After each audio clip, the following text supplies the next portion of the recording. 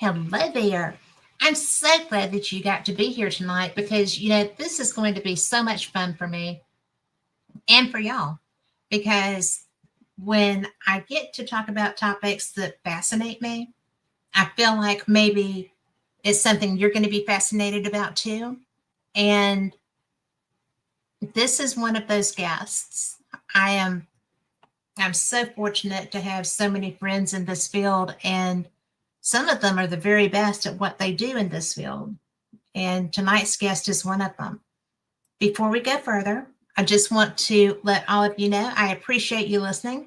I'm so glad you're here. I hope that you're having a really good weekend. And if you're a teacher, God bless you. I hope you're out on your break right now. I happen to love a teacher, and she is. And so, yay. But thank you for all of y'all that do that, because I could not. And tonight, I'm very fortunate. I get to welcome somebody that I consider a pretty good friend, probably a dear friend. He is Tony Rathman. He is the founder of EVPI. He is one of, which is, I'm going to let him tell you because I'm going to get it wrong. And it's one of the things that he does the very best of anyone I know is EVP, electronic voice phenomenon. I just do recordings, right? Because I get more if I am doing voice recordings than I appear to when I'm using a device. Not always, but quite often. And I'm always surprised when I find them too. So Tony is somebody that you're going to love. And I want to go ahead and bring him in. So, hello, Tony. Hello. Yay, there you are. How you doing, Kat? I am so good and so glad that you're here. Thank you. No, thank you for having me. I love talking about EVP, ITC, and of course Staticom. So this is fantastic for me to get the opportunity to do that. Well, Roger at Arizona Ghost Tours is in chat and says, "You're awesome." So, Roger's a good friend of mine, and he's actually when we first started with Staticom, we kind of kept it under the rug, not letting too much out about what it consisted of. And over about a period of 2 years, Roger watched every episode we had ever put out about it, literally pausing it, looking at different mods, and he actually built one pretty similar just by watching the things we had put out. So give him a lot of credit for that. That's pretty cool, because it's not just anybody can do that. Right. So I was impressed. Kudos, Roger. So he said thanks. But we met, oh my gosh, 7 years ago online. Correct. And I had the best time because I did this evidence contest, and I'm going to do that again because I thought that was brilliant. Hi, Karen. And I just thought that would be a wonderful thing because it brought me you and your friendship. It did. And you won that contest because you blew everything away. Well, thank you. You did. And since then, you've gone on and you have just built this and built this. And the work that you've done has just progressively brought better and better evidence. And we've been lucky in that state that a lot of the things that we have done have worked, have made improvements. Now, granted, there are hundreds, maybe thousands of ones that didn't make improvements, in fact, made it worse. But it's, no matter how many things go wrong, when you do get it right and you hear the difference, that just keeps pushing us further and further and further, because how far can we push it? How far can it go? And, when we upgraded from Staticom 2.0, to 3.0, you're going to hear the world of difference in the conversation. You remember when we were out in Gettysburg and running Yes. 2.0, you would get responses. You could ask a question and you'd get a response. The difference between 2.0 and 3.0 is that it's clearer, and 2, it doesn't cut off. 2.0, if you asked a question, maybe 2, maybe get a third one in if you were lucky, you might get an answer. But eventually that communication would drop off. That no longer occurs. That communication can go as long as they're willing to communicate back, or we shut the machine off. Okay, why would it drop? Why would it stop? There were a variety of reasons for it. Everything from principles within stochastic resonance to things that we determined that based on the computer being used, there's what's called a stochastic well, which holds a certain amount of energy. When that energy runs out, the communication gets cut. So there were a ton of physics principles that went into keeping that communication not only clear, but consistent. Okay. I was pretty freaking impressed when we were in Gettysburg. Well, you might be again then, at least I'm hoping. Well, I know I will be. You know, what did you bring? Because when we first met, you were doing regular paranormal investigations, getting great EVP evidence, because that was kind of your focus. Right. And what was your focus? That's what mesmerized you, really. It was. And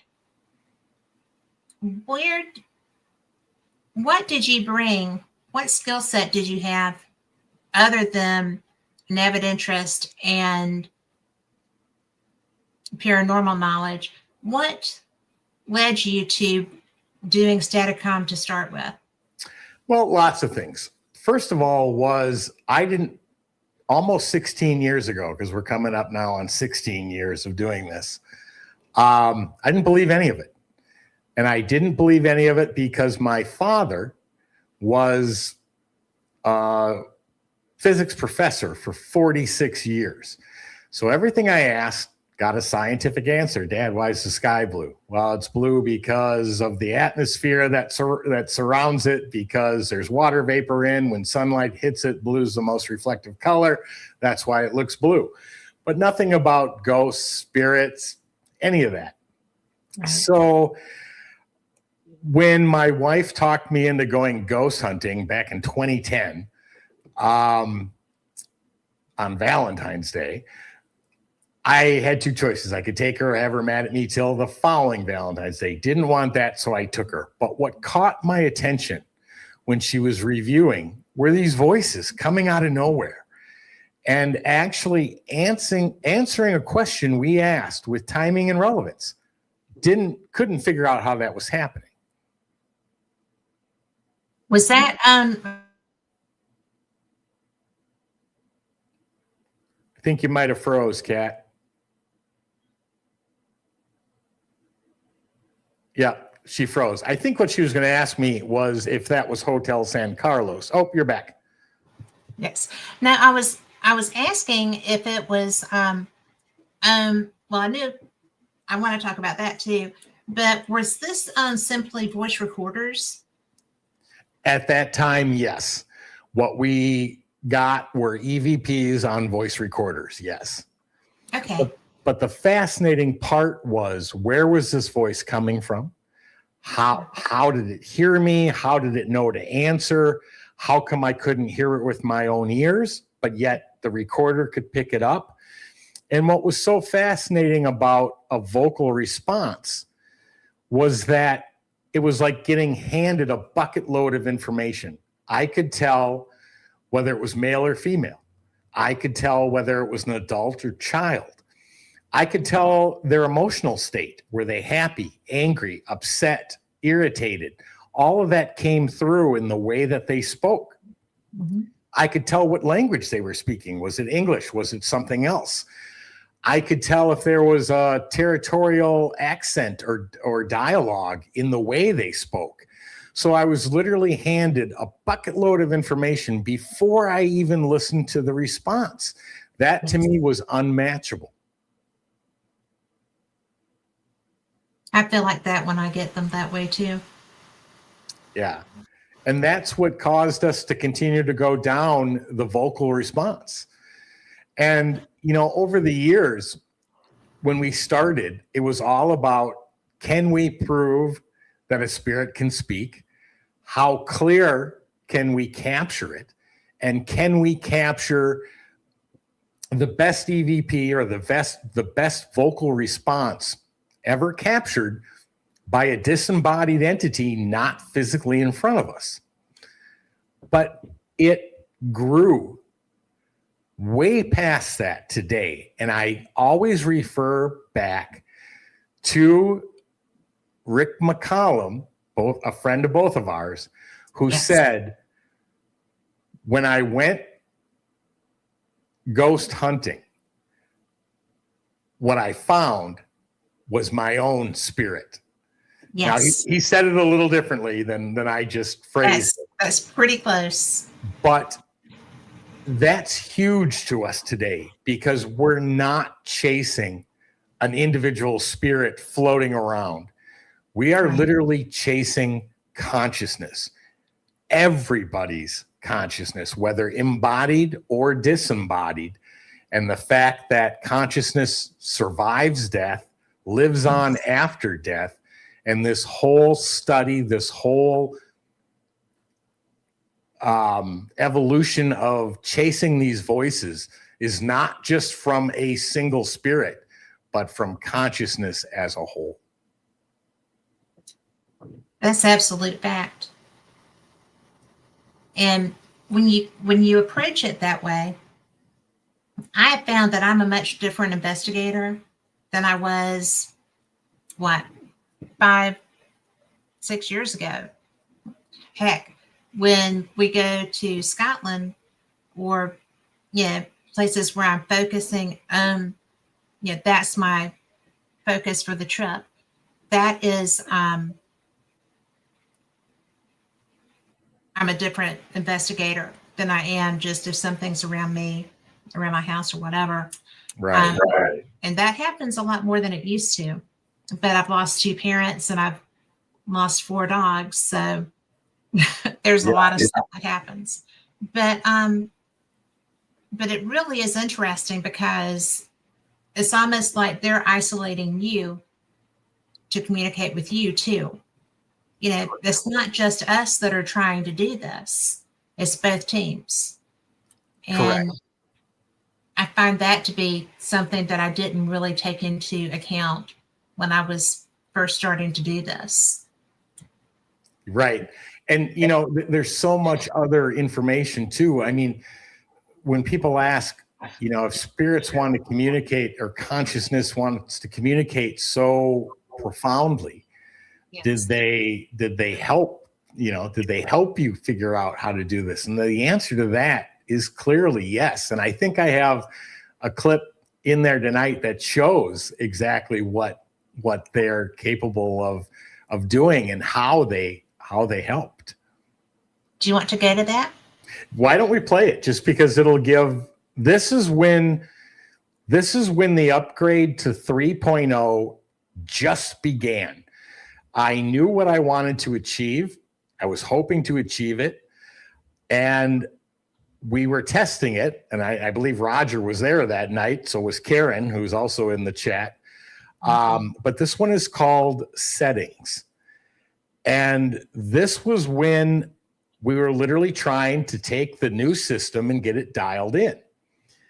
Okay. And so there's hundreds of different dials and knobs and all sorts of tuning involved with it. Well, I was focusing on one particular knob. And so I just flat out asked, because it was running, spirits up or down, meaning, do I turn it up? Do I turn it down? Which way do I go? And go ahead and play that clip and you'll see what they told me. All right. Carl, settings. Correct. Up or down, spirits?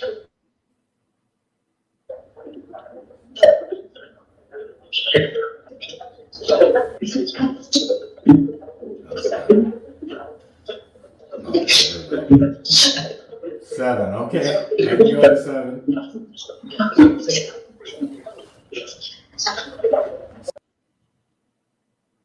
Now, I didn't tell them there were numbers on that dial. That's so specific. Right. All I asked was up or down. They realized the dial had numbers on it. They told me exactly where to put it, and that dial has not moved ever since. That is so bizarre. Yeah. I mean, holy wow. I mean, that's firsthand knowledge. And people always say, well, the spirits help creating it so that they could communicate. Yeah, that's one example of probably 50 that I have where they gave me information to make it perform the way I wanted it to. Well, I'm going to put something interesting out here. To me, it's interesting. But, you know, I've been a paranormal investigator for ever since, you know, God was a child. And so when I investigated for a while with teams, and you find people that don't really have the same approach. And so I investigate with a few people, and we're kind of spread out, so we don't get to do that all the time. Not nearly often enough. But when I investigated with these teams, one of the guys that was there was always like, you know, he would ask for a spirit technician to help with EVPs. You know, if you can help us to understand you, if you can help us to hear you, that spirit, if you would ask him, what's your name? What are you doing? 7. I'm 7. And so this was back in the day. I mean, I love using my voice recorder. I get so much more evidence just using, of course, I don't always know I have it until later. After that, right. And that happened to me at Sloss one time. I'll tell you about that. It was funny. But this spirit was like, you know, have the one that was helping to communicate only said 7. If you would ask him, you know, who are you? How do we? So I find that interesting that your setting was going to be 7. Yeah. And is there a correlation? There may be, because a spirit technician was guiding that. And I didn't really believe in spirit technicians. Okay. I didn't know. I thought that was opening yourself up a little too much. And, you know, here, you just take over, you know. No, you don't take over investigations. You know, it's just giving up too much. But that's interesting to me. I think that's bizarre. Yeah. In this area. Well, you know, we believe today, we kind of fell under a philosophical theory called analytic idealism. And basically, analytic idealism says that consciousness is the one ontological primitive of life, meaning you can't reduce it, you can't break it down any further. It is what it is. It's there before life, it's there during life, and it is what continues after human life. And, you know, one of the real important things for us was to make sure that we don't fight what science knows, because they don't know everything, but what they do know, they're pretty good at understanding. Yes. And so the one thing science can't do is understand or describe consciousness. Yes. It's called the hard problem of consciousness for materialistic science, and they can't answer it. They can't study it. They can't do any of that. So analytic idealism is a philosophy that basically says you don't have to understand it. It is the basic principle. And now if you look at where science is going, from materialistic science to quantum physics to what's now being called quantum consciousness, like the OR theory, consciousness is now starting to play a role in scientific exploration. And we think that's absolutely wonderful. Well, and people thought noetic science was just a fluke, right?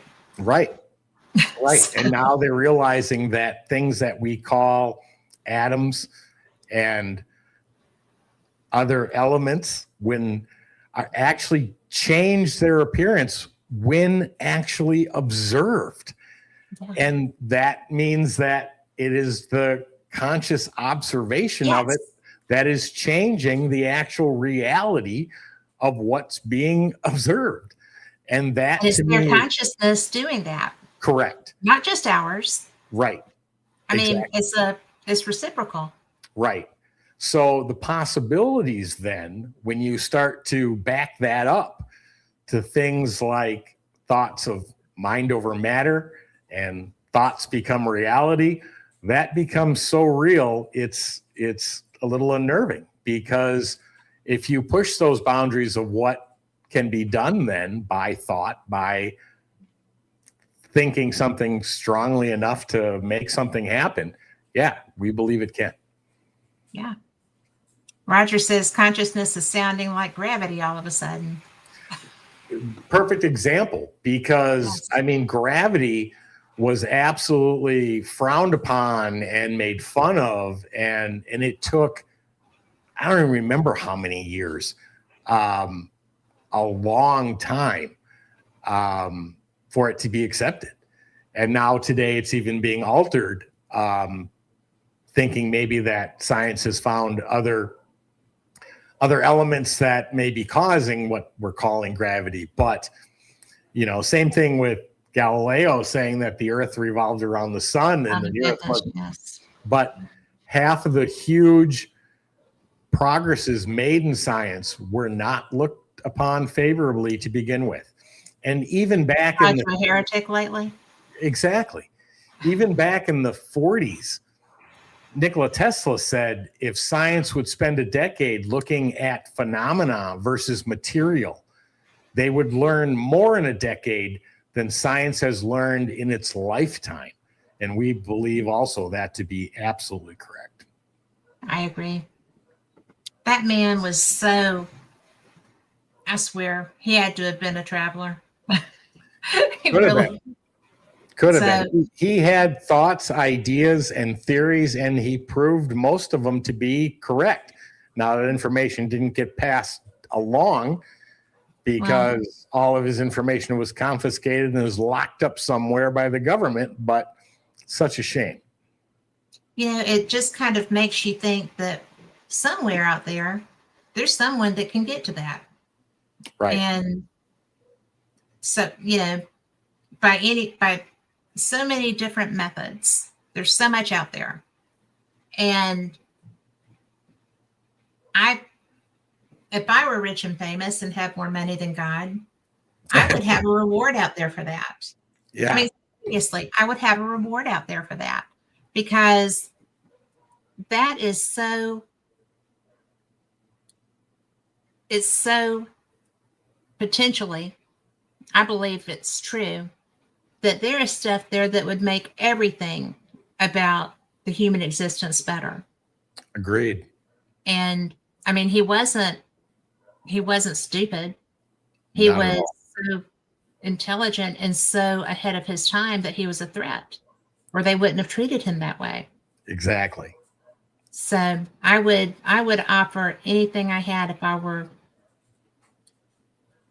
I'd need enough to live on the rest of my life, but I would give the rest of it up. If I were Bill Gates, I would be finding that stuff and you know, there's people, I know people that I think have skill sets that would be probably capable of doing a little traveling and finding things. You do too. Yeah. Yeah. You know, it's so funny though, even when his material was confiscated, they had, I can't remember his name, but they had a scientist review it. Scientists came back and said, well, these are, you know, fantastic ideas, but they're the thoughts of a crazy man. And, you know, so they literally dismissed it, even though they didn't try to replicate it. They just dismissed it. And that to me says they're hiding something. Yeah. Well, I mean, there's no way. The people that were attacking him and the people that went in knew what they were doing and why. Right. And Robert says that in his humble opinion, Tesla's work was probably destroyed upon discovering what it was and what it meant. Well, without a doubt. I mean, if you look at how even the world is run today with energy, oil companies, pharmaceutical, it's all about money, income, and controlling that. Yeah. And when something comes along that obliterates that option for that income, they'll get rid of it so faster than a heartbeat or a blink to make sure that income for them doesn't go away. Well, we see a lot of that, don't we? We do. And it's still so frustrating to me that was allowed to happen. And Good. Roger says the science of today would blow the science of the past out of the water with thoughts of crazy Tesla's creations, and thoughts would have blown apart capitalism. He's right. Yeah, you're absolutely right. And those fears are probably what made it disappear. The fact that he had created a device that gave free energy, not attached to wires, which then you couldn't monitor, you couldn't tell who was using what, and you can't charge them for it. So yeah, that was a huge threat to them.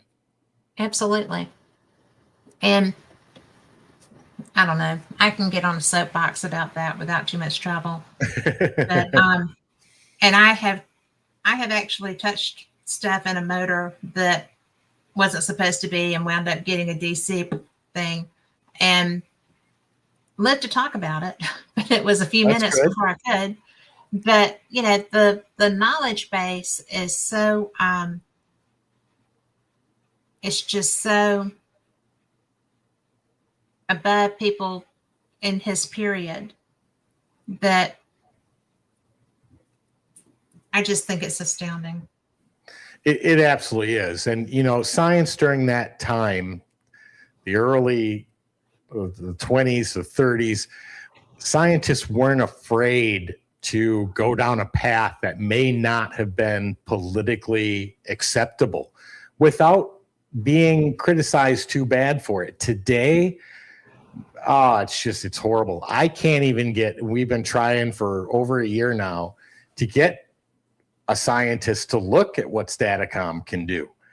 And a lot of them won't even touch it because their reputation's at risk if they are to look at something that breaks their materialistic foundation. And that to me is just so discouraging, because what Staticom can do is not, I don't want to say it's not normal, because we believe all of what we call paranormal is normal. We just don't understand it yet. Yes. But what it can do is not typical, I guess is the best way to put it. The fact that I can ask a question without a mic, without broadcasting my voice, and get a response from who knows how far away, with timing, relevance, and intelligence in the answer, just blows our mind. Well, it's because it's the coolest thing ever. I mean, it is. And yeah, it's really interesting because, you know, Roger says, heck, science was thought of as witchcraft at one point, and now the paranormal is seen as such. True. And the paranormal is just a different level of consciousness. Correct. And yeah, so yeah. But one of the things that I learned is that Well, let me ask you this. Have you gone outside of the US and Canada looking for a scientist that would help you with such, or? We've had some recommendations, and one of them was the Rhine Institute. And I still haven't written the letter. I had started it, so I need to finish that. I mean, we've gone to BICS, the Bigelow Institute of Consciousness Study. We went to, I'm drawing a blank on names, the Windbridge Institute. We went to Gary Schwartz. We went to Monroe Institute. We went to the other one in Virginia. I can't think of the name of it off the top of my head. IONS, I think it was. Institute of Noetic Studies. Right. Did you not get a positive response from any of these? No. In fact, some of them never even responded, and the ones that did was a automatic reply that says, "Thank you for your interest. Please check out our web pages and our, you can get documentation and studies here."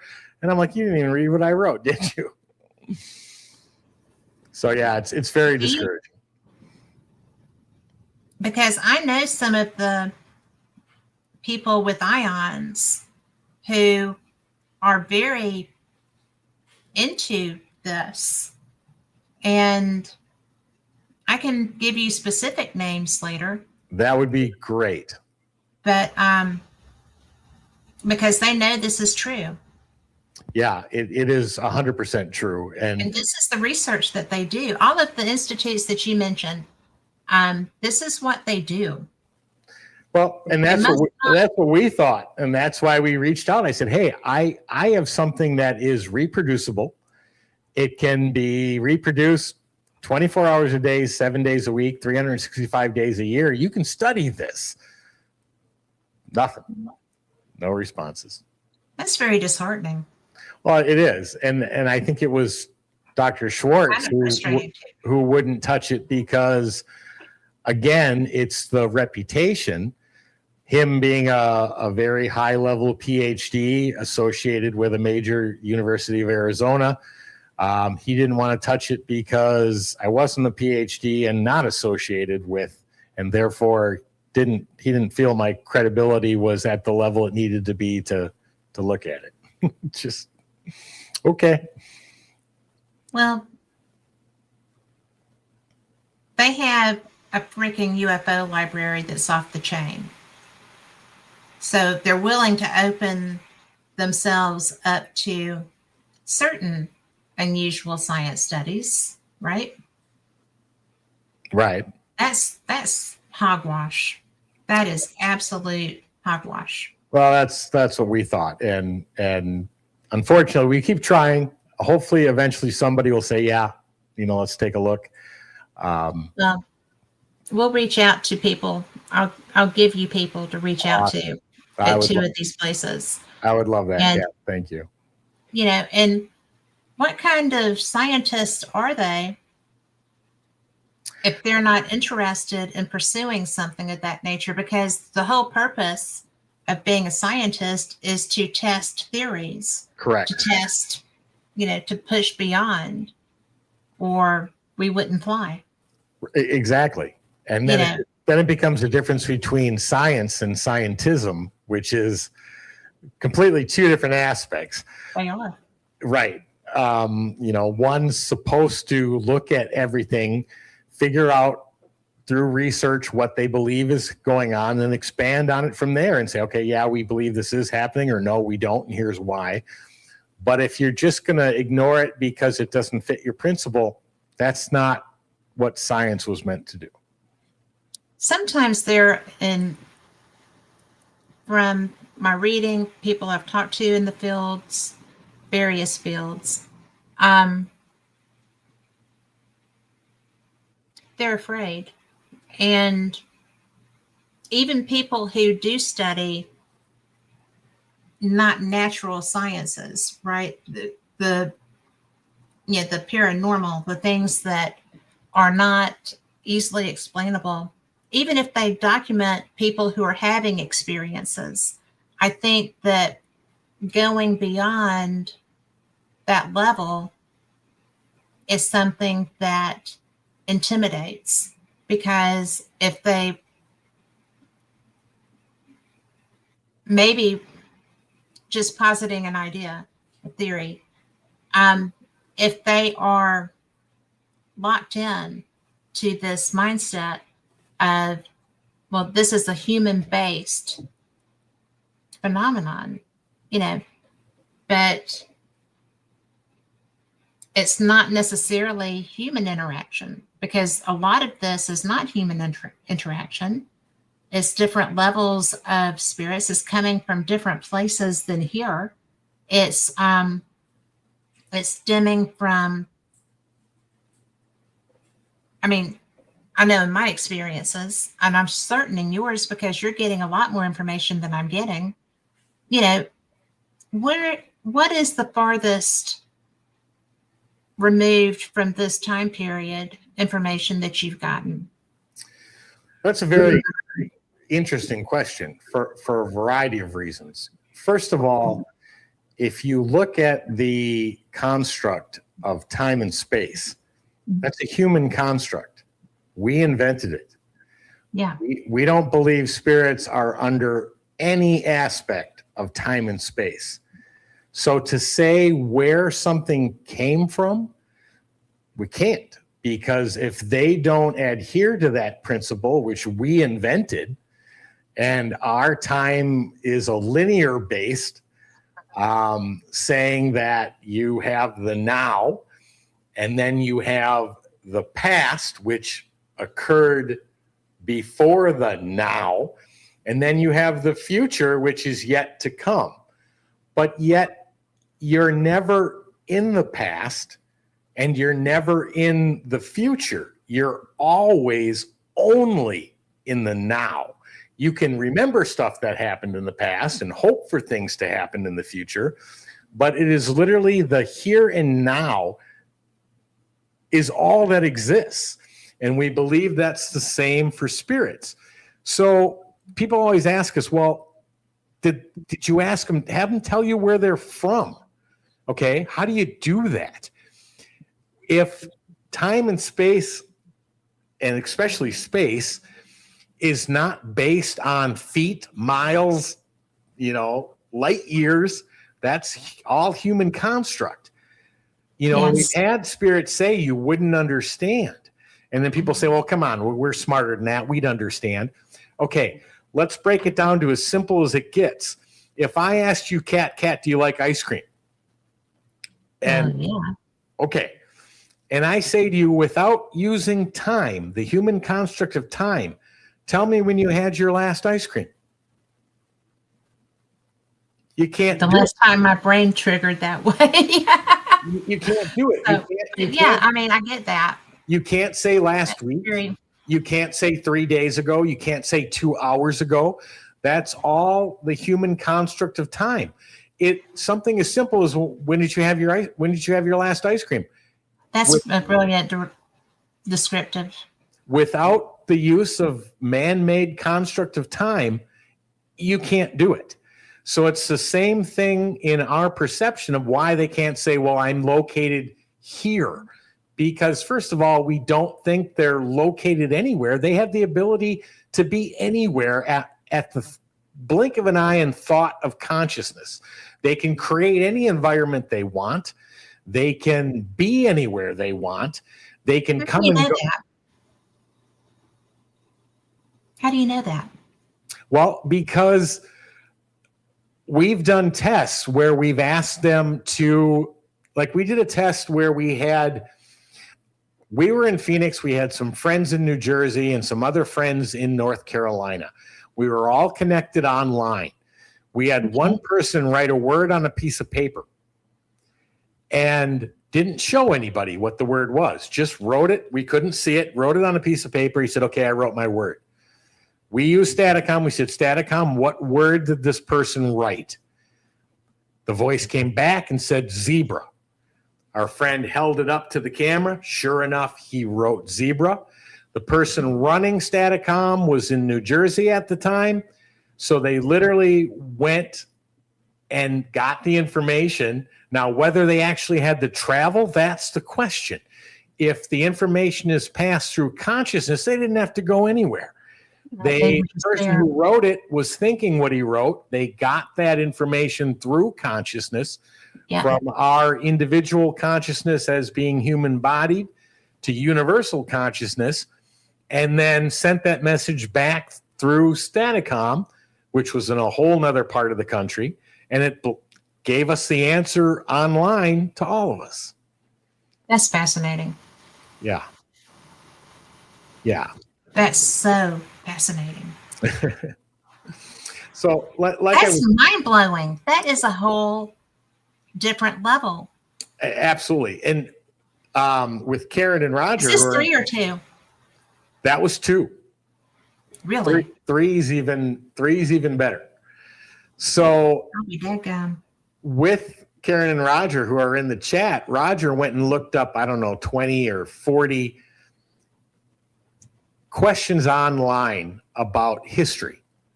Because what we know is they will not ever give us future information. I can say something like, I have 2 different jobs. I can pick either one. Which one should I pick? Crickets. You're not going to hear a word.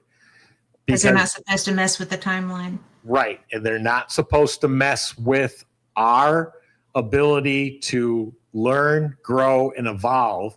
And some of that learning and growth happens through mistakes that we make and people that we affect by those mistakes. And that's how we learn and hopefully grow.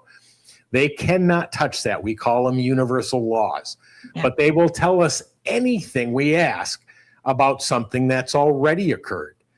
So we were asking questions that Roger had the answers to, and there was about a 97% correct rate of answers to all the questions we asked. That's wicked cool. Yeah.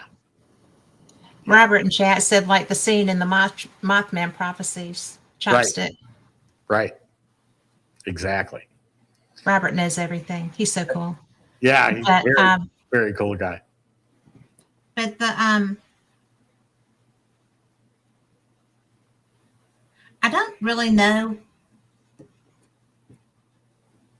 I'm so blown away by that. Simply because inconsequential things they can use to let you know something, but they can't help. They can't interfere. Well, they can't give you what we believe is future information, which could change the path you were meant to go down, to make the mistakes you were meant. They can't change that. Right. And for what reasons, I don't know. Or it could be something as simple as they don't know the future either. I don't know. But we never get an answer. And how do we know that? Well, because we've asked for the winning Powerball numbers 1,000 times. We've never gotten them. That's all right. I've put my question out there for those too, and I've never gotten anything. So Roger says they can help in the moment with non-life-changing queries. Right. He's absolutely correct. Is that like where's the remote? Kind of. I mean, because I've asked for something to be, I have stuff disappear in my house all the time. And it was so bizarre. That's always been a thing. And now I have ADHD, so now I don't know if it's spirit or me anymore. But, and that's new, so that's fun. Learning to live with that in your 60s is loads of a good time.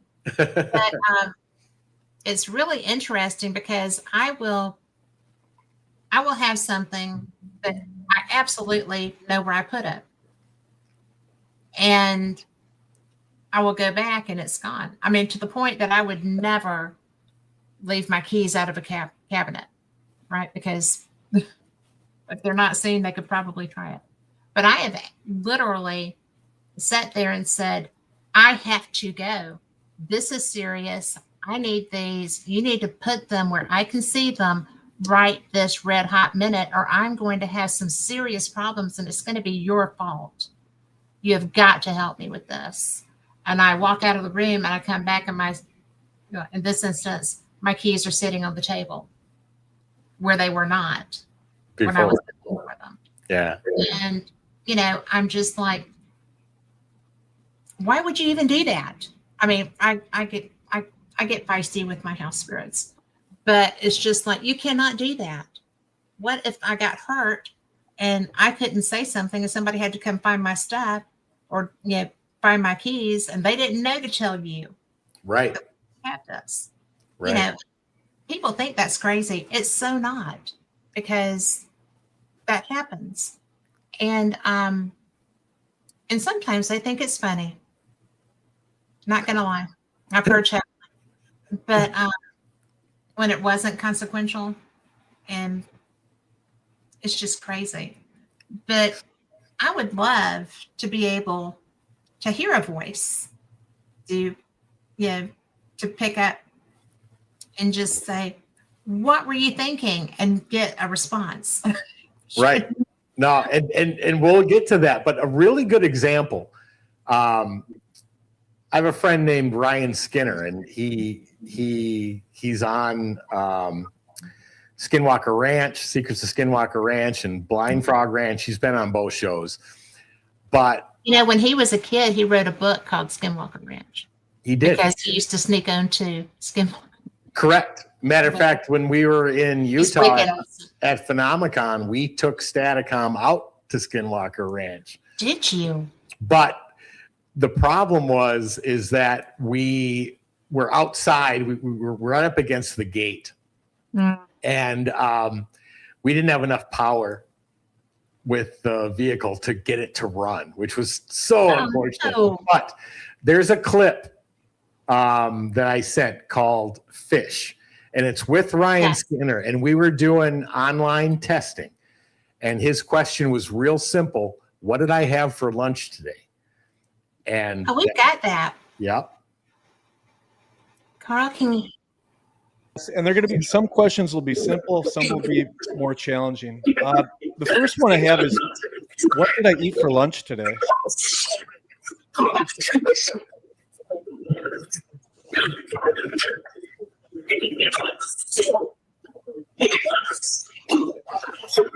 Did you have egg salad? No.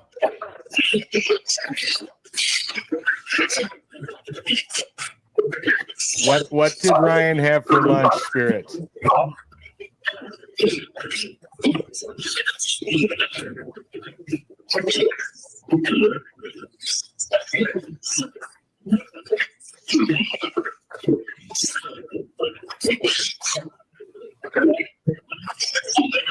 Can you tell me what did Ryan have for lunch?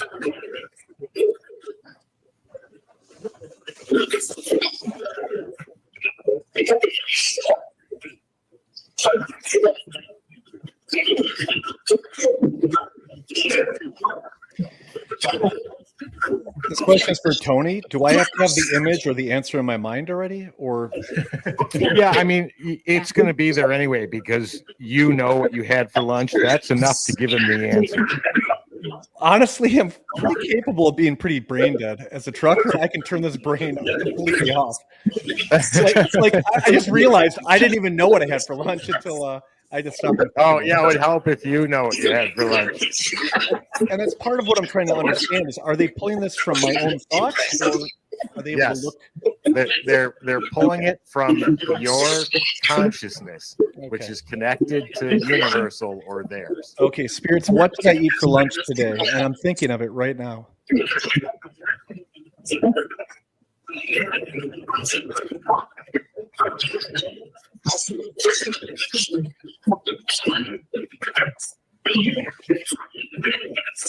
Okay, I heard two answers.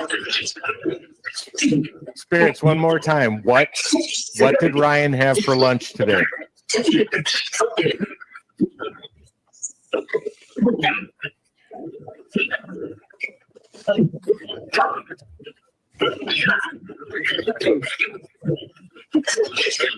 Can you tell me, Spirits? He's thinking it. What did he have for lunch today?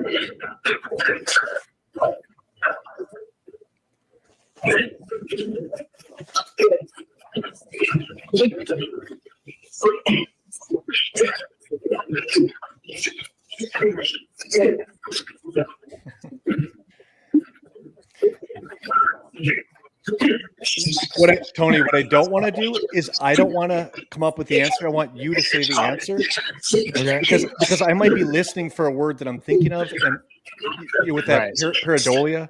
I'll tell you the word I heard. I have no idea whether it's right, but I heard it. And I thought I heard a word too. So I'll kind of wait till either they say it and you can hear it, or we're done. All right. Spirits, one more time. What did Ryan have for lunch today?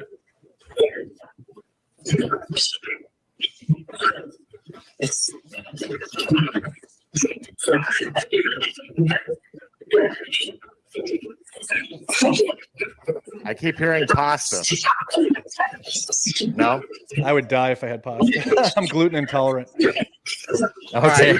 You can Okay, stop. are we moving He on? At the end said Yeah, a lot of he had questions. fish. I thought for a minute I heard protein, which I found interesting.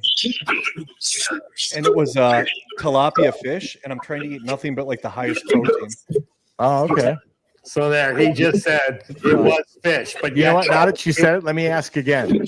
Spirits, because I know what I'm listening for then. Spirits, what did Ryan have for lunch today? Fish right there. Did you hear it? I heard that. But that's after the effect. I heard it. But I'm not going to count it. But how many times did they say it that we didn't catch before? It was only in review of the recording that they said it 4 or 5 times that he had. Well, I see why they cursed. Yeah. So, that's wicked cool. And it's nice to see Ryan too. But, it's really, it's phenomenal. And that was that 3? Yeah, I think that was the beginning of 3. But what I'd really like to do is, because that was one of the first tests we did online. And it is 10 times more complicated to run it online because it's multiple systems. It's 2 different computers. It's 3 different interconnecting mechanisms to get streaming to the imagery from Staticom to the vocals to Staticom. Everything's got to be put together and connected. And then it's got to go out via one mic on a live stream, which is super complicated. So that wasn't the clearest, but clearly I didn't know what he had for lunch. Right. At first, he didn't even remember what he had for lunch, but they did know, and they said it many times. Many times. And they were peeved that you didn't get it many times. Because we didn't. And that's that personality thing. People think that, people that don't investigate feel like these are just stuck in time. They're stuck in their period or whatever. And perhaps in some instances, I don't find any of them really. But unless it's like, the first time I drove into Gettysburg and I saw what I thought was a reenactment, and it was not. There were really spirits milling about this house outside. But, and they're obviously kind of stuck in their time loop, right? Well, we don't believe they are. Now, could there be instances where they prefer their environment to be what they came out of? But I think they have control over it. And if we believe that everything that an individual human learns through human life goes back, all that information goes back to universal consciousness. Yes, I believe that. Which then is shared. So asking a spirit from the 1800s and saying, can you speak into the digital recorder? They're going to have that knowledge of what that is. We've had spirits say names of ghost equipment that certainly wouldn't have been known 50 years ago. There's no way. And so we believe that information is shared, and what they determine their environment to be, I think, is partially up to them what they enjoyed. I would agree with that because, you know, I would hate to think that somebody that didn't want to be experiencing something of that nature was stuck in an eternal loop of having to be right at war. And how that would even be possible, I'm not sure. And even the fact of people saying, well, you know, spirit got lost and it needs to cross over. It's already over. Yeah, to me, that doesn't make a lot of sense how it could get trapped. The only way I think it could get trapped, you know, and people always say, well, you know, does heaven and hell exist and where's it at? Again, back to time and space. If everything after human life is mental, then heaven or hell could be anywhere. It doesn't need to be a physical place. If it's all thoughts, emotion, working things out, you know, any instance of happiness or absolute pain and suffering is all mental, just as life is all mental. Yeah. It wouldn't need to be a physical location. Well, you know, we find that with the living too. Correct. You know, it's something that seems to be a human condition. Right. A human. It's not like some people will say you are choosing to relive these negative experiences over and over, as opposed to working to break yourself free from them. Exactly. And I think that sometimes we'll find spirits who really are stuck in a loop, but humans, living humans, do that too. Correct. So that's not something that would be an unknown experience. They could have been that way when they were living, and then they just happened to pass, and then that's still there. That's still them. Correct. You know, they couldn't let go of it. Right. And so now they're going to have to live through it until they can, maybe. I don't know how that works out. Yeah, I don't have all the variables either of how that works, but if you're nothing more than energy, frequency, and vibration, you know, you should be able to, with an understanding, and maybe there's rules, I don't know, but you should be able to break through what people call traps and boundaries and being stuck. I find that I don't understand how people stay stuck like that when they're living, you know, because there's so many options to find the path out. Correct. And it's, I mean, I had an abusive childhood. I went to therapy. I walked into therapy one day and my therapist said, "See ya, you're done." And I was like, "Excuse me?" He was like, "No, you're done. You've worked through all this. You're fine. Nice. You know, go forth and live a good life," you know, basically. And so, you know, you either do the work or you spend all the time stuck in that. And, you know, I think that perhaps that's part of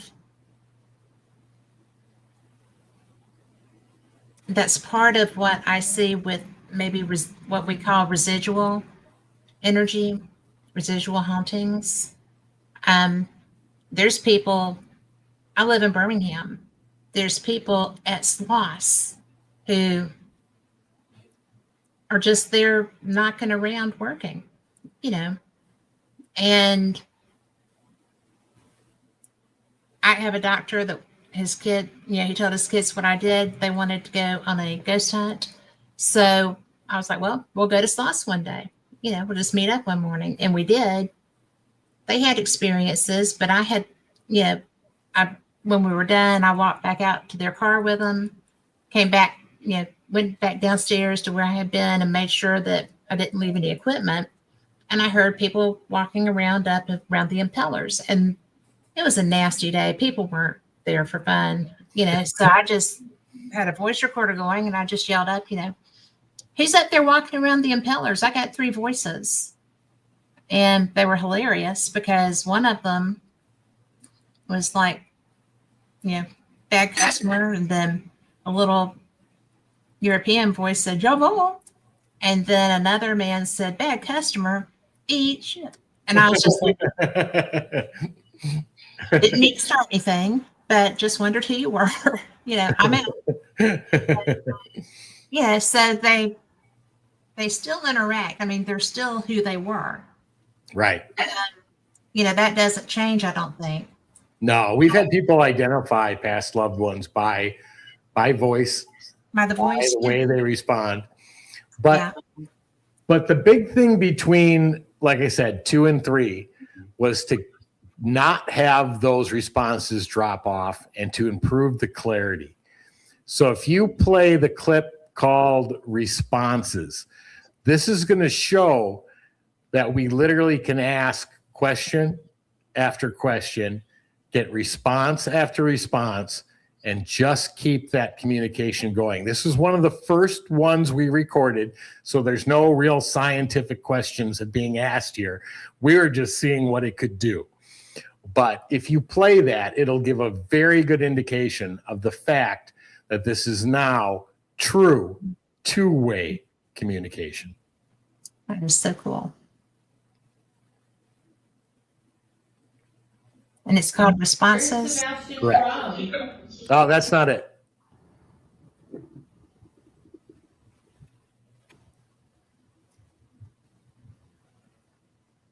I don't see it. Let me go to that transfer file.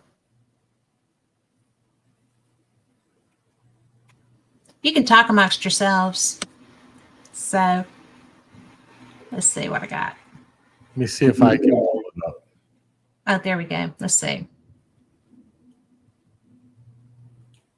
I don't see responses. All right, let me see if I have it. Hold on. Okay. I'm sure I do. Give me 1 second.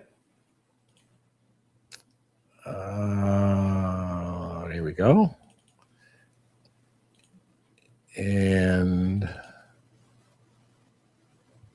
okay, I got it. Let me share this. Share screen. Let me add this. Okay. Let me make sure I share audio. Okay. And I want entire screen. All right, here it comes. Okay.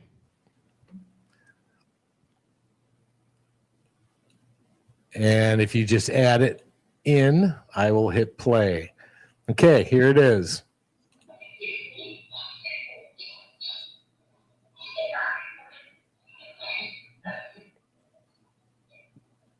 Rathman, I heard you say Rathman. Yes. What did you want to say to Roger? It's Tony.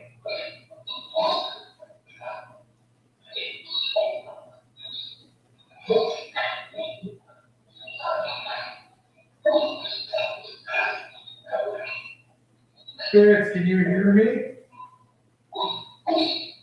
Yes, okay. That was a loud voice that just answered. What's your name? That's a strange name. How many spirits are here with us right now? A lot? A lot, yes, I thought you said. Because there's so many of you, is that why all the background chatter? They're talking? Do you have any messages for us?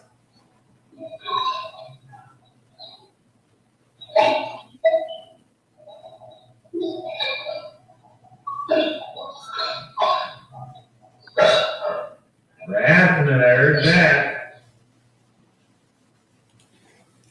So that. Yeah, big difference from 2.0. You couldn't Yes. keep asking and keep getting responses. And again, different voices, different personalities, different dialects, male, female. It's mind-blowing. It is mind blowing because I was blown away by two. And this is a whole different world. It's a Not step gonna lie. up. Yeah, it's a step up from 2. I mean, it's just like, and yeah, and Roger says even when they're talking amongst themselves, there's so much coming through. There was, I mean, that to me was, it's like you're sitting in the living room with them. Right. And yeah, that woman was just full of responses for you. And, you know, and they're thankful that you're providing a way for that to happen. Right. And you even heard that spirit go to another spirit, Roxy. He's talking to us. Like, I know. Big Yes. shock. Yeah. Yes. And, you know, I think that is the coolest thing really ever. And when we get through, I have some place that I think you would be blown away by testing that because of the nature of the spirits that are there. I'll tell you that after we. Sounds great. I would love to hear it. Yeah, you would be so enthused. And the owner would too, because there's a lot of research that she's doing. Perfect. And they're getting, without this, they're getting communication. Nice. And so with something that was so much, I don't want to say easier for them, but I feel like it is, but would give them a chance to have more clarity. More clarity and questions that she's not really gathering. You know, right. that they're having a hard time getting everything explained, and it's the coolest research, and I'm sure that she would love to talk to you too. Awesome. But Roger says that the fact that, you know, you can tell the spirit was a woman and, you know, their name and what they're trying to get across. This has to be so liberating for the spirits. Correct. You know, I just can't imagine feeling like, I mean, I know that my spirits get upset because I'm not getting something. You know, I think that's when things disappear. Yeah. Right? They give Or when up. they're feeling like being an asshole. But, you know, that does happen. But, you know, it's not really being ugly because it's almost like a prankster thing. Right. But I can't ask, because I'm not going to hear every time, why are you being such a jerk today? You know, what do you need me to do? What have I not understood? Right. And, you know, I've just got to think that everybody would love to have this in their hand. They would, and we'd love for them to have it, because Yes. only through other people using it and getting the same type of responses will that help prove that, hey, you know, this is as real as it gets. And we want that to happen. But we don't want to put something out until absolutely. we pushed it to the level that we know, okay, this is as far as we can go. So the next, I don't know, year will probably be the determining factor of, you know, how far we can get. But I think that as they learn it, that you'll be able to, as more spirits become aware of it, I guess. Yeah. Oh, absolutely. Like I was saying before, that I just partnered with a fantastic ITC researcher and electronic engineer in Brazil. And when we got through all the contract signing and, you know, everything's NDA, can't share this, don't show anybody this. And I said, okay, here's my basic setup.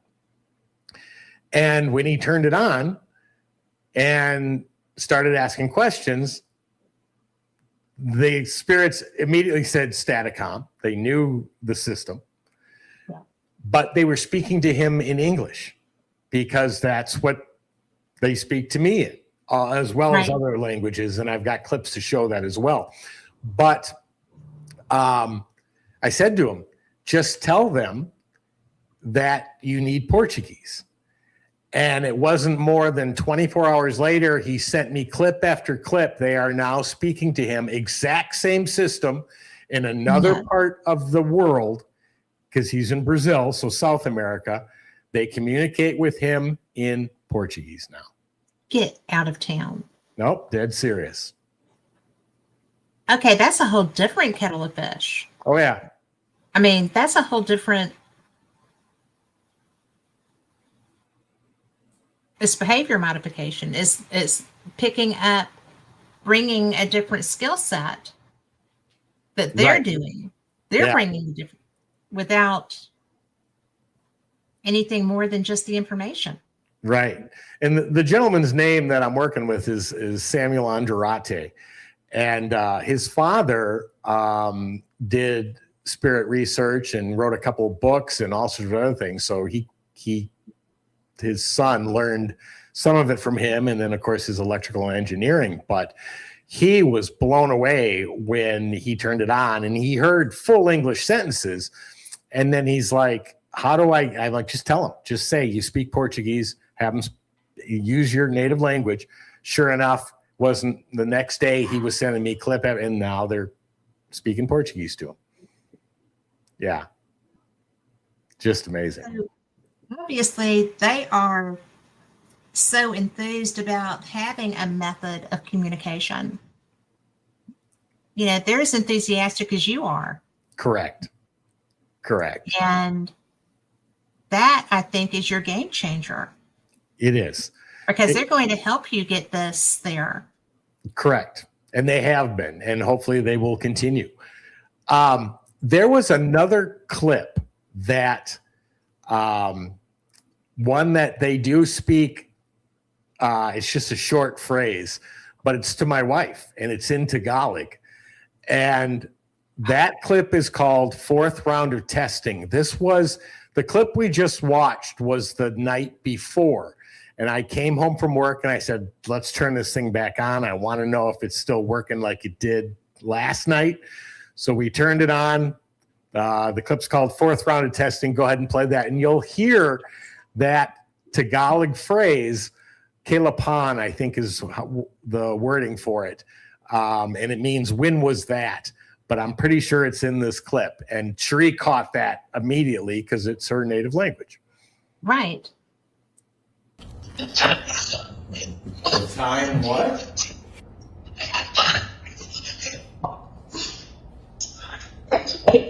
Well, I can hear you when you whisper, you know that, right? Spirits, if you're not familiar with this device is called Staticom. If you heard me say Staticom. That's better. Now, can you say Staticom for me, please?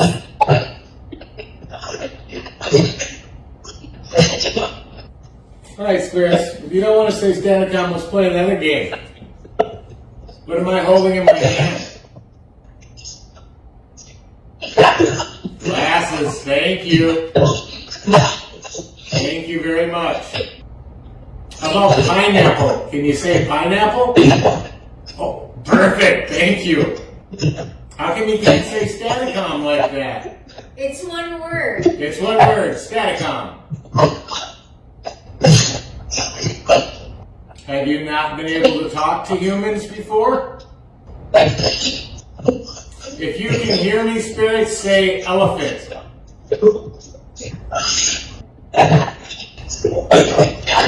Do you know Tony?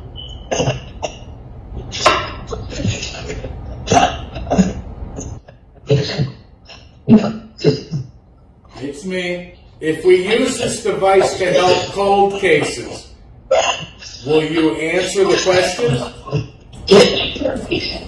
Yeah, sure. You bet. Thank you. That will help. That'll help a lot.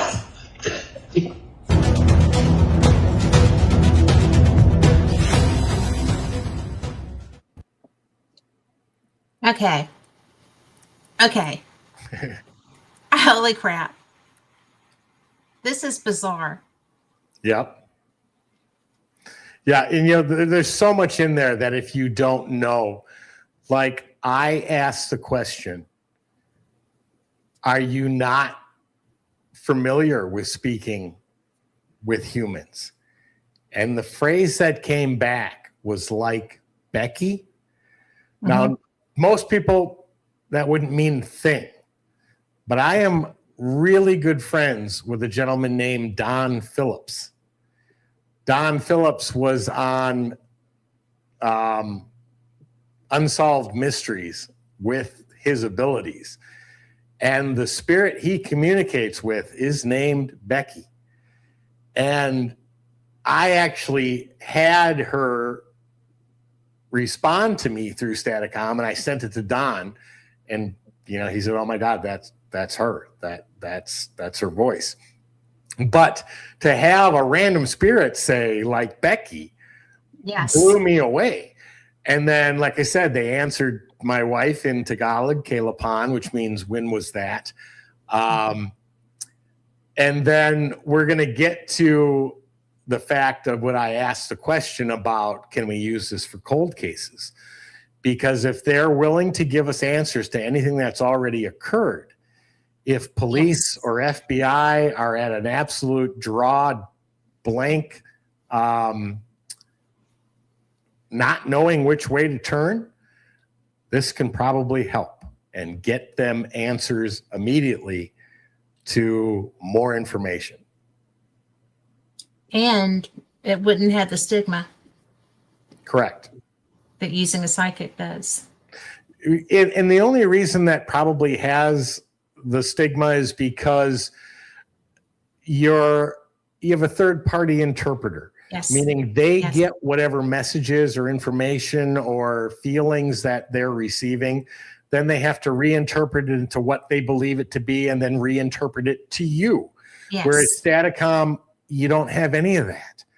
No. And I was going to say, it is what it is. Right, it is what it is. But I can't tell you how many mediums we've had say, "Oh my gosh, this is exactly how we get messages. I'm not sure who's saying what. And, I'm getting mixed messages from multiple different spirits and they're all trying to communicate at once."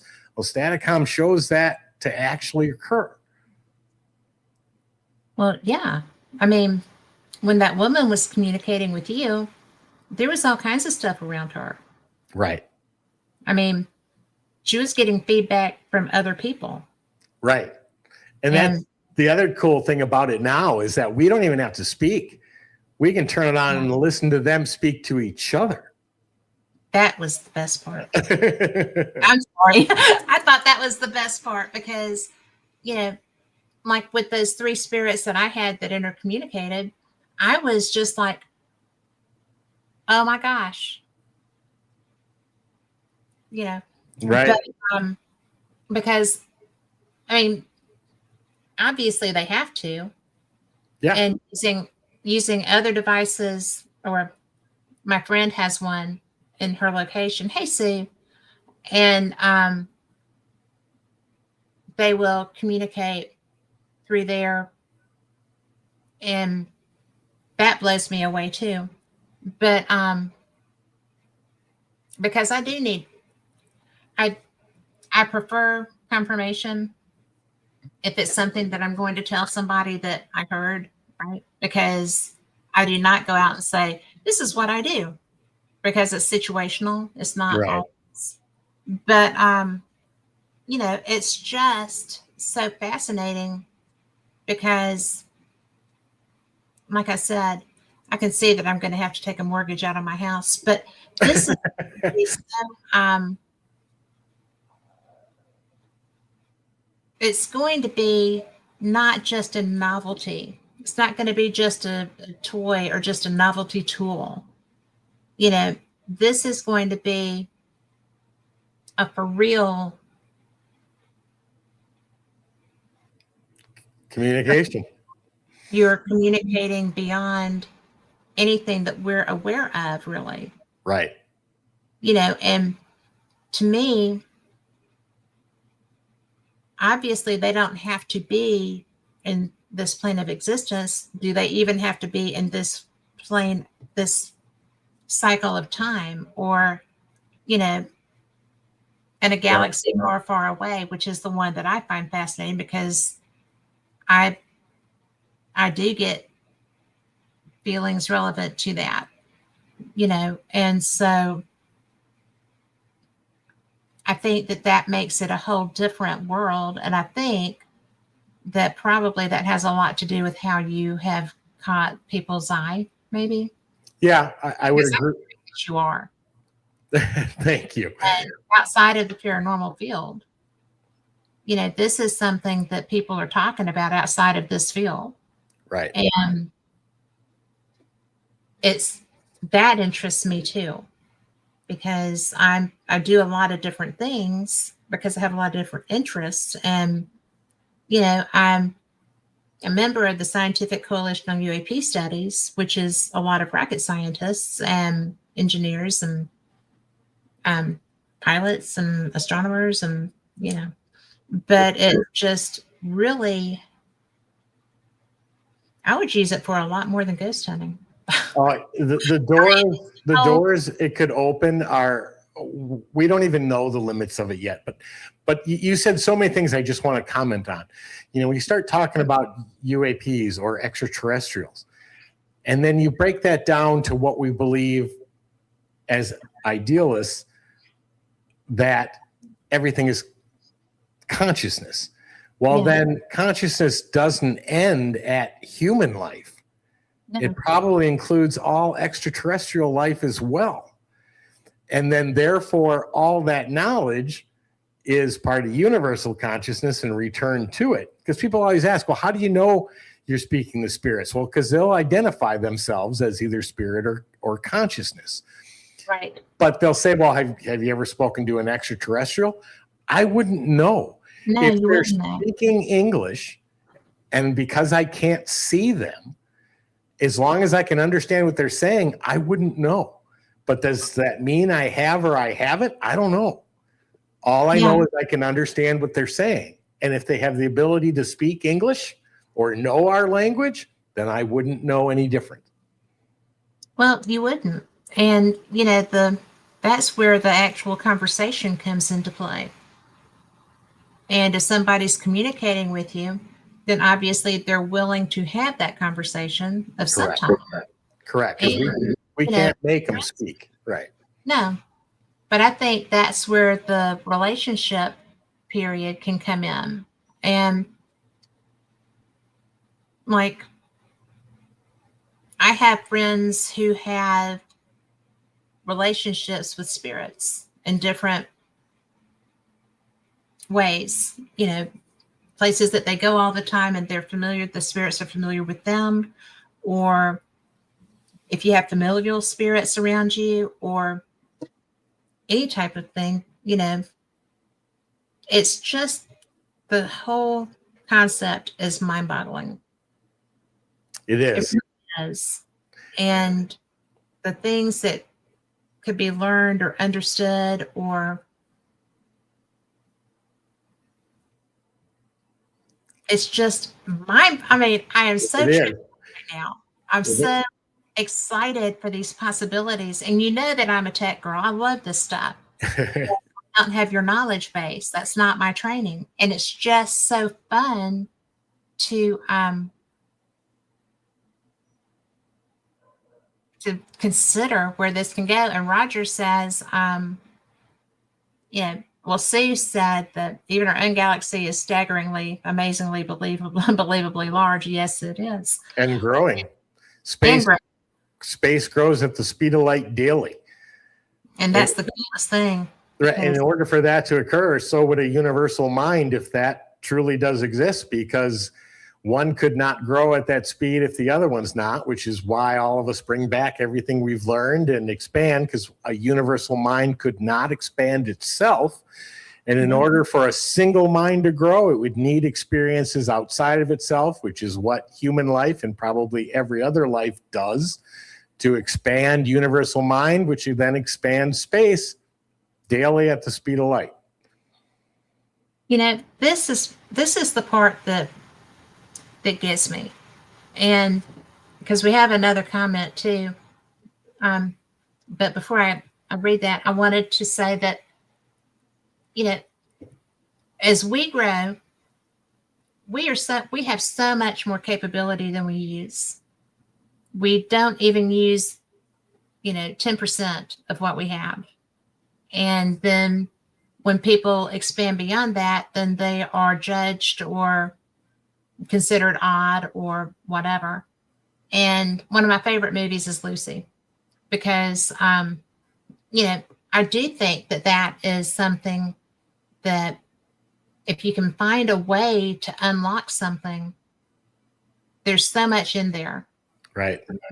And I just think that that's not beyond the realm of possibility if you can figure out how to communicate with people that may already be doing that. Correct. And, it's, I did want to share Roger's comment because he says, exactly, Staticom isn't like any other paranormal instrument. It's not like a spirit box or a REM pod that can be affected by other elements, which is a huge thing. Yep. It's beyond a paranormal instrument at this point. And it's almost bizarrely beyond that. And Robert says that he's concerned about the possibility of intervention by forces that might want to sabotage Tony's efforts. Please be careful, my friends and colleagues. And it's happened to people. No, Robert's absolutely correct. If you heard in that one of the last clips we played where they said impressive, thankful, the next statement was be careful. And what Robert is pointing out is exactly what I believe that be careful was about. Yes. Who would want to get a hold of this? What are they going to use it for? What's their intentions? Could it be weaponized? Yeah. There's a million concerns, which is one of the reasons why it's not available yet. And something as simple as, let's say you're in court and you're fighting over a will and who was supposed to get the house. What if you could actually reach out and say, who's supposed to get the house? And they get the person who wrote the will and said, no, it was supposed to go. I have no idea what that would do to so many systems, not just legal, but religion-based, scientific-based. I mean, this would literally just cause bricks to come tumbling down once it could be proven. And that's what we're working on, to show that this is real. This is not something we made up. This is not something we're imagining. This is happening. Yeah. And, the be careful, I think, was just to validate that this is a real thing. Correct. And that the threats can be real. And Right. I agree with Robert too. Robert is a genius. He really is a genius. I'm going to tell the people in chat that I am Catherine Hobson. I'm on Tony's friends list. You can find me there. Or you can go to Fate Magazine Radio on Facebook and message me your mailing address if you want to, and I will send you a copy. Yikes. That was my charger. Sorry. Things are just flying everywhere here in the old, Tony has a great article on Staticom in the newest edition of Fate Magazine. And if you want to send me your address, I will mail one out, and I will mail it out before Wednesday. So Awesome. You should have it by the weekend, unless Christmas cards get in the way. But it's really good because, Tony is the Staticom guy in here, but there's, oh dear, I'm going to have to go to specs right quick because I do want to let people know. There's Stevie Tombstone, who does our tech stuff, wrote a really good article report on skinwalkers, which, since we were talking about Skinwalker Ranch anyway, Maxim Purick, who y'all have heard here before, has an article, Chestnut Ridge. Richard Blankenship has The Power in Your Hands. And there's Lilydale Then and Now by Ron Nagy. And Richard Sennett, I don't know if y'all know him. He's in California. He lives in Ventura. And he wrote Ghost Boy of the Confederate. And then there's another one. Keith Thompson wrote Remembering John Mack. And I have recently learned a lot about John Mack. And I've been having so much fun with that because by the time I started doing paranormal, I couldn't interview him, you know. And so I have found several of his friends who have been bringing me up to speed. And I just think that's such a really terrific history. Yeah. So, but there's a lot of good stuff in here. And just send me your mailing address and I'll get you one. But we have another comment from Sue.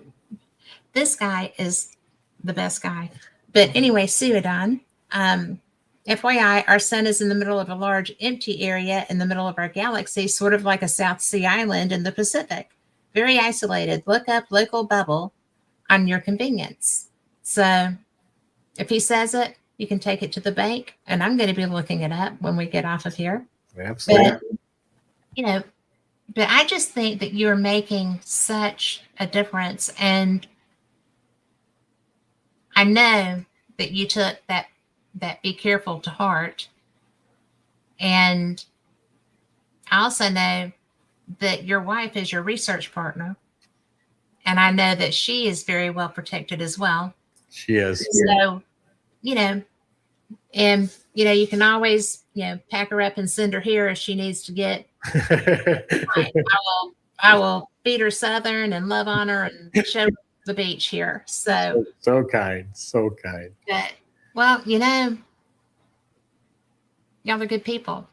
Thank you. And, you know, I just think that I think what you're doing is so vastly important.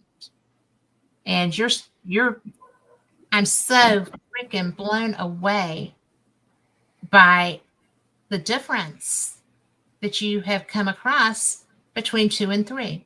It's huge. It was a major step, no doubt about it. But one of the things that let's back up to was the fact in that clip prior where I asked about using it for cold cases. Yeah. Let's play, and let me explain it first, but let's play the Lennon clip. And before you do, let me explain what occurred. And there might be a word or two that's a little vulgar in this response, but I had just gotten 3.0 running. No, it was running. I had done another upgrade to it. And I was in my studio and I was, you know, manipulating it and testing it. And Cherie walks into the room and she had a very distraught look on her face. And I said, "You okay?" And she said, "No." And I said, "Well, what's wrong?" And she said, "Do you remember Lennon?"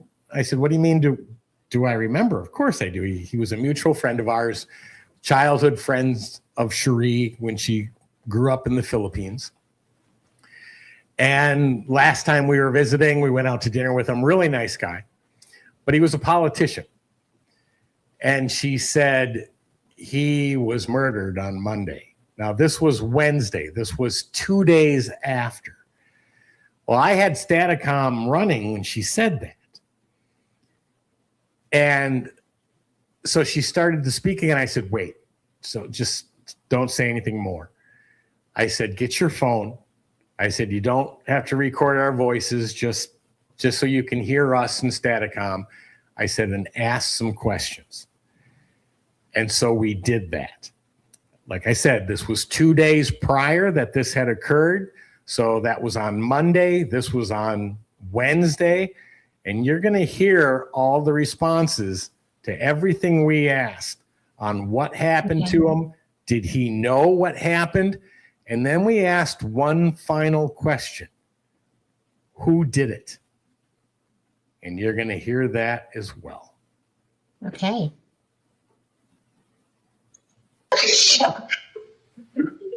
Yes, he was shot.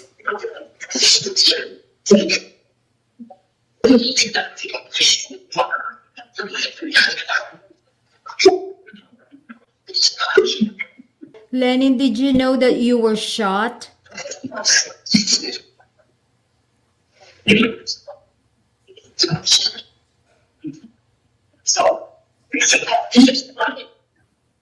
Do you have a message for your family? To your mom? I saw you how they shot you or shoot you. Lenin, kilala mo ba kung sinong bumaril sa'yo?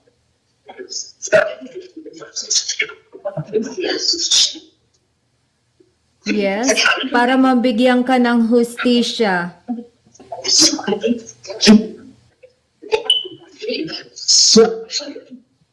Kilala mo ba kung sinong bumaril sa'yo? Just give me the name, Lenin, so I can help you. Did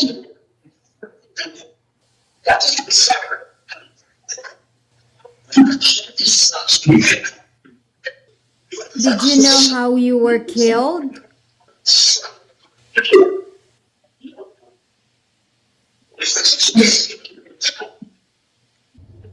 Lenin was shot and killed last Monday. Lennon, do you know who did it or not?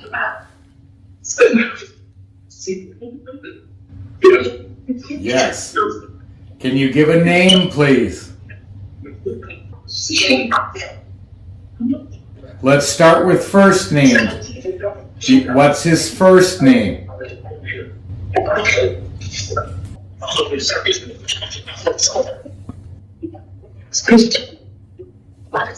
Christian. Was that a name? Was Christian a name?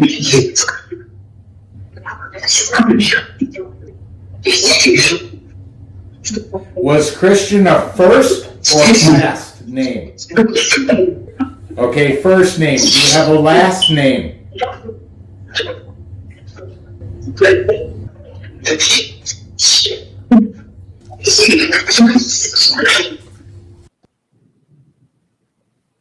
He even has plastics. I couldn't make out what that I put it in just maybe when we posted it that other people might have been able to make it out, but nobody else could. But the chances of getting a first and last name. Now, people say, well, was any of this true? Do you know how many murders get solved in the Philippines? About 0.01%. And because it's politically related, probably nothing is ever gonna happen. But to get a name first and last, and the fact that there was a comment made with a swear word in the beginning, that little Christian, well, Christian was the name, and we didn't know it when we were hearing that. But then Christian Dredney was the name that came through. So we released it because we figured if we didn't and it got solved, no one would ever believe us that we had that. So we released it prior. But and then a couple of those questions my wife is asking in Tagalog. Yeah. But yet they're answering in English because they knew I was sitting there as well. And I wouldn't have gotten the Tagalog answer. But it's just mind-blowing. It is mind-blowing. Is there a Christian Drebney? We don't know. There was a statement that was his publisher. Would a politician have had a publisher? Yes, he would have. Was he named? The biggest problem is that there's some dangers in pushing too hard because it was politically right. So we have to be careful, but so throwing that information out. Now, granted, it's out there somewhere on the internet, but pushing political boundaries. Well, that's not a good place to do that. No. There isn't a good place to do that. There's no good place. That's not a good one. But that is, you're absolutely correct. Well, I have friends that come to Biloxi from there. And when David has a tournament, So I'll see her every few years or whatever. And she has to take she flies into Manila, and then she has to take like 3 or 4 island hoppers to get home. But she talks to me sometimes about there, and beautiful and lovely and a great place to be, but don't talk much. Right. So I get that. Yeah. But and One Sue of the- said, Oh, sorry. Go ahead. No, go ahead. well, I was just going to say, Sue had actually said, you know, taken at face value, obviously still in shock and still stuck in the trauma because it's only 2 days. Well, but the funny part was there's only 2 voices. One when he said yes, Yeah. and one when he said to my wife, "I'll always love you." That sounded like him. But Yeah. there's a statement in there where another spirit says, I said Lennon, and I can't remember what I asked, but they said, he's not up yet. Yes. So is there a transition period, reconfiguration, understanding of what happened? I don't know. But I found that fascinating that they literally said he's not up yet. Yeah. Well, I was going to ask you about that, but it was almost like you were asking if he knew who had done this, and he was like, I thought he was referring to the killer. So yeah, and he did. He said yes. I said, "Did you know who did?" Yes, he said yes. Yeah. And I said, and then Cherie said, "Give us a name," or I said, "Give me a name." yes. And then they said Christian. And I said, okay, is that a name? And then I said, is that a first or a last name? And they clearly said that was so name. clear. You're right. So clear. Yeah. So it's mind blowing. It's absolutely. It is mind blowing. I mean, it's just so. This isn't supposed to work, right? No. Ostensibly, this is not supposed to be a thing. We got. Oh, sorry. Go ahead. I was just going to say, ever since I've met you and seen your work and, learned more about you as, time has gone by and stuff, you do get things that shouldn't work. Right. And so what we did was we finally got a very well-known, I'm not going to mention his name, double PhD scientist in computer science and electrical engineering. And he agreed to take a look at the components. He didn't want to hear anything about voices. He didn't want to listen to, all he wanted to see was the components, the makeup of the system. So we spent about 2 hours online, connected video connection, going through each and every component. And he came back to me and he said, okay, he said, I'm going to break this into 2 sections. One is your white noise generator. We're going to call that A. And everything else we're going to call B. He said, I have no concerns of any interruptions, any voices, anything coming in section B. He said, the white noise generator is my only concern because it's in a plastic case. It does have the ability to be affected by electromagnetic interference, a pulse wave, or possibly some sort of other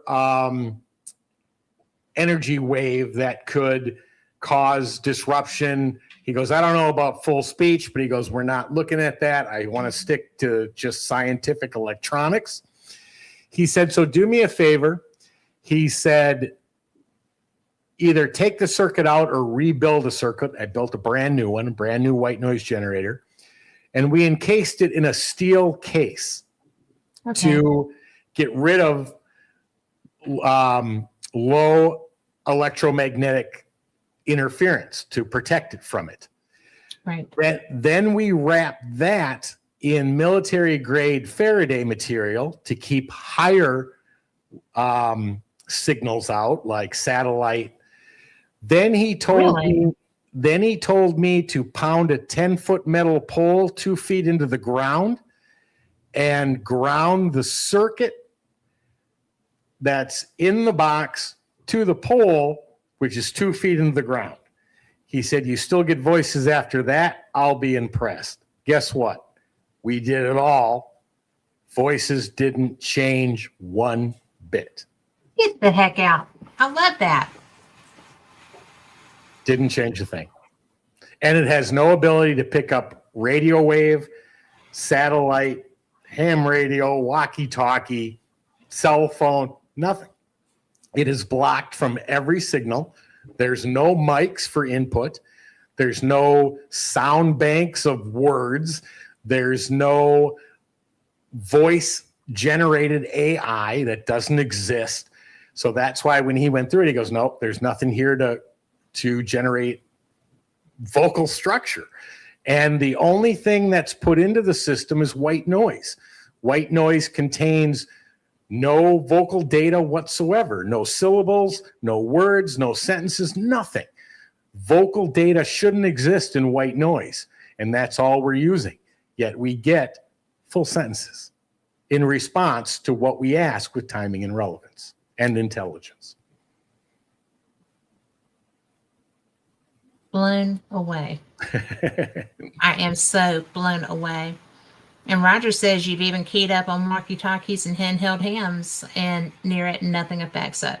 No. That's astounding.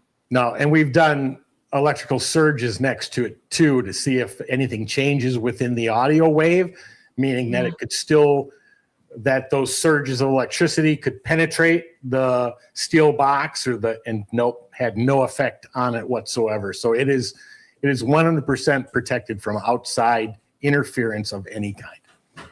And still functions appropriately. And still functions. Yeah. Well, that mortgage is going up. Damn it. So, but I mean, the possibilities, Tony. The possibilities. Hey, girl. Where's the camera? Hi, guys. I see you. I see you. Hi. Wow. It's so good to see you. I just want to say hi to you. I'm glad you did. Thank you. Miss ya.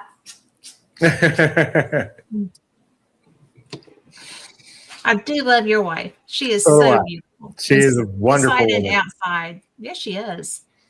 So, Leonard. Oh, Robert. I'm going to get this wrong.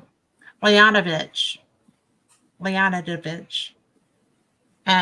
Vasilev created a Faraday cage to shield telepathy. ESP got through. So, I mean, the same thing. Right. I told you, he knows everything. Yeah. So, Brilliant, man. But yeah, Yeah. the scientist was just like, he's like, he's like, are you serious?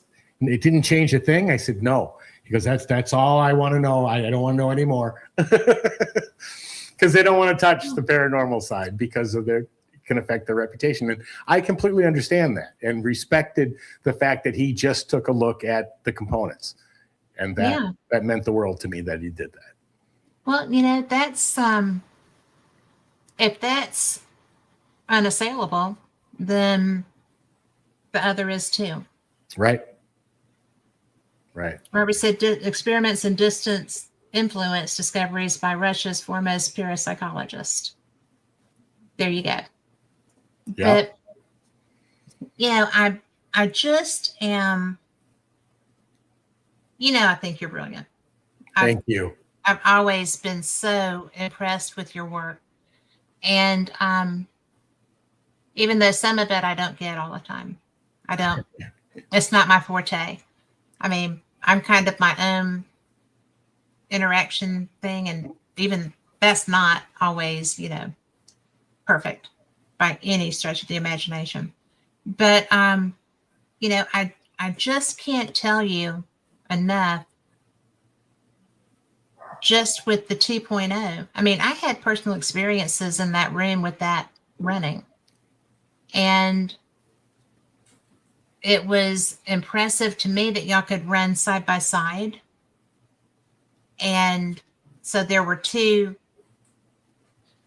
programs running Right. simultaneously.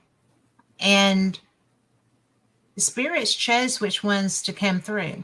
Yeah. Plus, when we switched, we gave them passwords that they'd have to say, and they did. Every time we did it, they'd say the password that we gave when we shut one off, turn the other one on. And, you know, as just a random observer, which I was that night, well, the afternoon session was really hopping.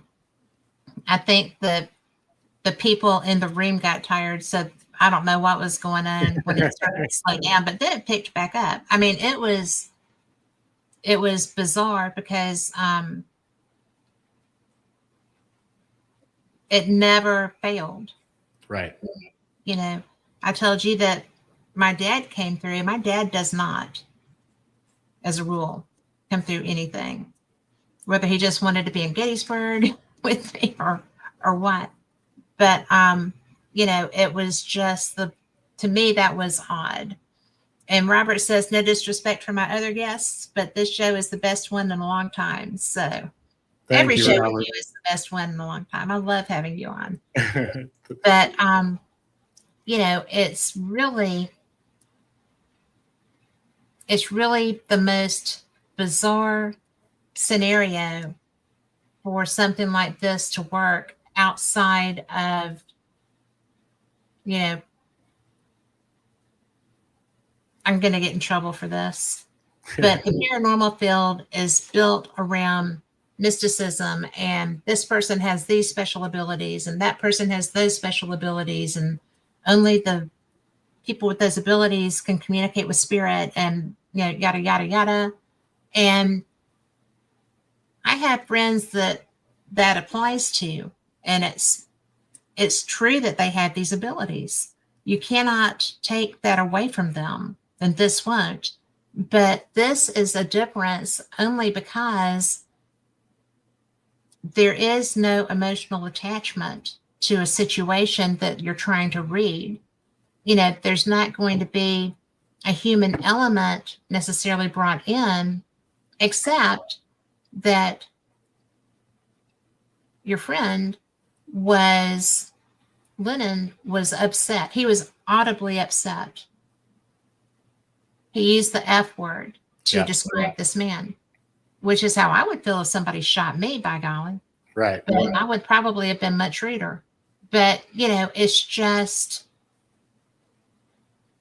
if you take the emotion of the vessel of understanding, to phrase it that way, then, or the means of communication, you take the emotion away, then it's much easier to see that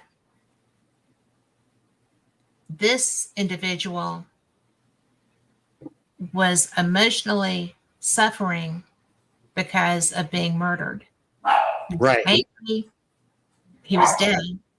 The guy was what he called him. And, you know, so there was a lot there. And to have a human element coming through a mechanical device, that to me is more indicative of the reality of what you've developed than really any other side, because with what you're using, that human element should not be there. Correct. So to me, that is just a brilliant piece of evidence that this is real. Couldn't agree more. And Robert makes another just great point. He says some religions are 110% against talking to spirits. And that is so true. That is why we think, when I said before that we don't, everything that we did, everything that we theorized, everything that we put together, we tried not to conflict with science. We also tried not to conflict with religion. The only tougher part with religion is that there's a lot of inconsistencies even within their own framework. What he's saying is absolutely true. The Bible says do not communicate with spirits, but yet when you pray to God or you pray to Jesus, who are you praying to? If Jesus was a living human at one point and is now on the other side, you're still communicating with spirit. And if that is the rule or the law, then how come they can communicate back? If I'm not supposed to do it, then they shouldn't be able to do it either. Yet I'm having two-way conversation. Yeah. Well, in all fairness, Father, Son, Holy Spirit, separate entities. Spirit is part of that, though. That is spirit. Right. So, but it's a really good point. Yeah. But again, one of the hardest projects we've ever worked on, because science thinks that when the brain dies, the body dies, consciousness dies, because they believe consciousness is created in the brain. So they think we're crazy saying we can talk to spirits. Religion says you're going to go to hell. You're not supposed to do that. You got people who don't believe you and going, okay, that's way too good. He's making it up. No, I'm not. And then you got people who do find it interesting, but they're mad at you because you didn't tell them exactly how to do it. So this is probably one of the toughest research projects we've ever done because of all those reasons. Well, they're all pretty substantial. Yeah. Yeah, they are. I could talk to you for another 2 hours. I I'm having can't the believe best. it went by so fast. I know, but I do want you to tell people where they can come and listen to you, and how to get in touch with you. Yes. And so the easiest way, Robert said, please contact me after the contact Men in me. Black visit you. I'm waiting for that day, Robert. I really do expect that at some point. But easiest way to get a hold of us, we have a website called entityvoices.com. There's a ton of information on there. We have a Facebook page, Tony Rathman. There's also a Staticom Facebook page. We have 2 YouTube channels, Entity Voices Paranormal Investigations, and the other one is Staticom. Now, most of the demonstrations, the live demonstrations, which we did one today, we had a little bit of technical difficulty, and I'm not sure why. I haven't had a chance to look at it yet, but we ran an hour live Staticom session, which allows, this is on our Patreon page, but allows our Patreon members to ask questions of their own to see what kind of answer they get. And the reason we did that is because there was all sorts of problems with having somebody pay money to get spirit communication, as well as dangers where the person doing it can lose the ability, and we didn't want that to happen. So patreon.com, Staticom is another place to see what's going on, but the easiest are probably YouTube and the website. well, And all proceeds for the Patreon all go towards my partner Samuel and my new research to 4.0. Well, I tell you what, it is so fantastic it's fantastic just to spend time with you. I But, agree. to be able to learn more about this, because I am greatly enthused. And when you start getting more advanced things that you were talking about with 4, I want you back. Absolutely. You will always know where we're at, what we're working on, and I will come back anytime. Well, I appreciate that, because, I just love learning.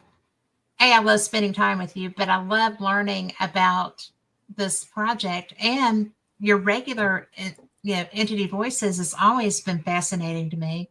Thank you. So, I know what a good researcher and investigator you are. So Appreciate that, Kat. Thanks. Thank you. Thank you for sharing your time with us. My pleasure. And for everyone listening, I appreciate you so much. Come back next week, and like Wednesday night, Paranormal Experience does Mark Fultz, and that's going to be fun, because that man is a hoot and a half. He's a psychic, he's a genius, and he's a raconteur. So great Christmas spooky stories will be part of that. So thank you again, Tony. Thank you everyone for listening, and y'all come back. Good night.